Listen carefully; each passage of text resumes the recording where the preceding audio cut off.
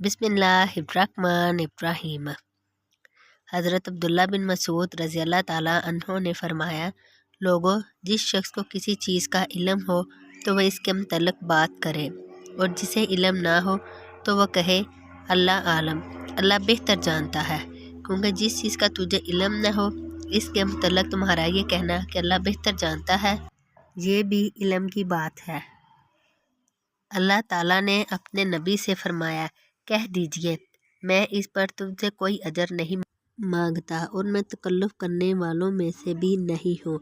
मुश्कातुल मसाबी हदीस नंबर 272। हज़रत उसामा बिन ज़ैद रज़ियल्लाहु ताला अन्हु बयान करते हैं, एक रात किसी ज़रूरत के तहत मैं नबी सल्लल्लाहु अलैहि वसल्लम की खिदमत में हाजिर हुआ। नबी सल्लल्लाहु अलैहि वसल्लम बाहर तशरीफ़ लाए तो आप किसी चीज़ को छुपाए हुए थे। मैं नहीं जानता था कि वो क्या चीज़ थी। जब मैं अपने काम से फारिग हुआ तो मैंने अर्ज़ किया, आपने ये क्या चीज़ छुपा रखी है?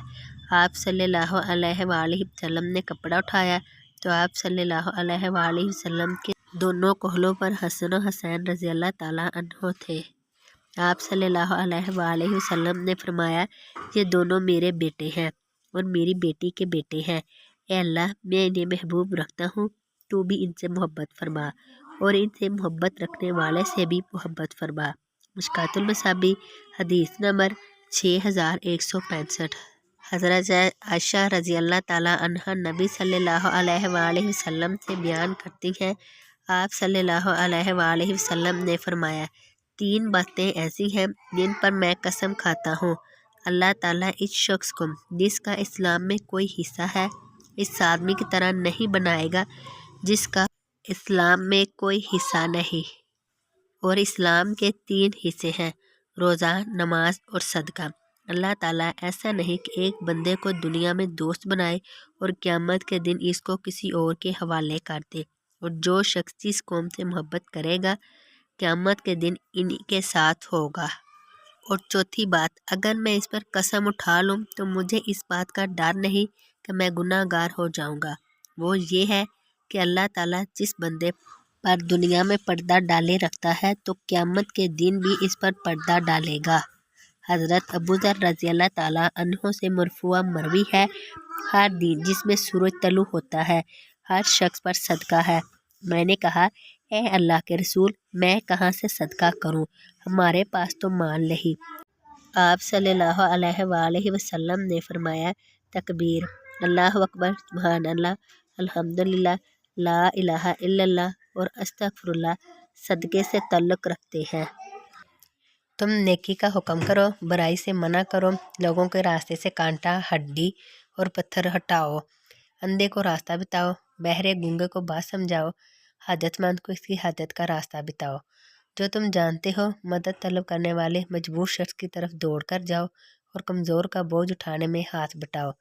ये सब काम तुम्हारे अपने आप पर सदका करने की कबील से है और तुम्हारे लिए तुम्हारी अपनी बीवी से जमा करने में अजर है। अबू ज़र रज़ियल्लाहु ताला अन्हो ने कहा, मेरे लिए मेरी इस शहवत में किस तरह अजर हो सकता है?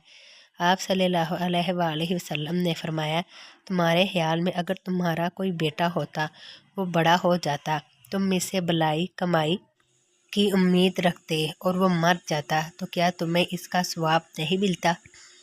मैंने कहा, जी हाँ। आप सल्लल्लाहु अलैहि वसल्लम ने फरमाया, तुम पैदा किया है? अबू ज़र ने कहा, नहीं, अल्लाह ने इसे पैदा किया है। आप सल्लल्लाहु अलैहि वसल्लम ने फरमाया, क्या तुमने इसे हिदायत दी थी? अबू ज़र ने कहा, नहीं, बल्कि अल्लाह ताला ने इसे हिदायत दी थी। आप सल्लल्लाहु अलैहि वसल्लम ने फरमाया, क्या तुमने इसे रिज़्क़ दिया था? अबू ज़र ने कहा, नहीं, बल्कि अल्लाह ताला इसे रिज़्क़ देता था।